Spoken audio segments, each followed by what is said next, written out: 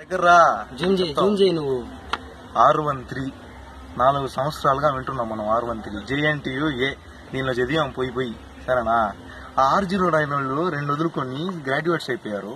ఈ R13 వాళ్ళు 2 subject 1 subject ఉన్న వాళ్ళంతా ఇప్పుడు కామ్గా ఉన్నారు. మాకు 2 సబ్జెక్ట్స్ ఎగ్జామ్షన్ ఇట్లేదు. ఎందుకు ఇట్లా నాకైతే అర్థం కావట్లా. ఈ రూల్ ముందు చెప్పాలి కదా.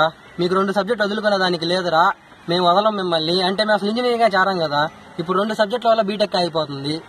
దాదాపు 25,000 స్టూడెంట్స్ అట్టే ఆగిపోయి ఉన్నారు JNTUలో R13 స్టూడెంట్స్. ఈ 29th మనం ప్రొటెస్ట్ చేయకపోతే ఇంకెప్పుడు ప్రొటెస్ట్ చేయలేము. అందరూ ఖచ్చితంగా ఈ 29 రావాలి.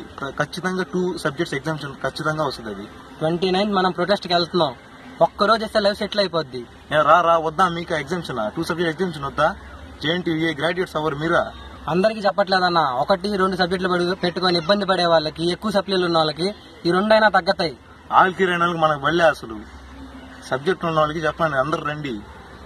ఒక్కరోజు వస్తే లైఫ్ సెటిల్ అయిపోద్ది.